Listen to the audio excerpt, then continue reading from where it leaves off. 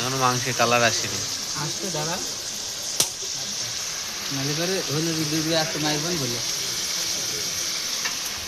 এই যে এই ছেলে জাল দিচ্ছিল আমাদের বড় ভাই রাধুনি। আমাদের ছোটখাটো পিকনিক চলছে।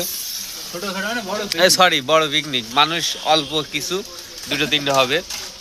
কি হিটে 6 জন 2 কেজি মাংস আবার কি বুঝছিস? এই যে হ্যাঁ এভরিওয়ান 6 জন 2 কেজি মাংস, তা গোত্রের মাংস। বাড়ির কাছে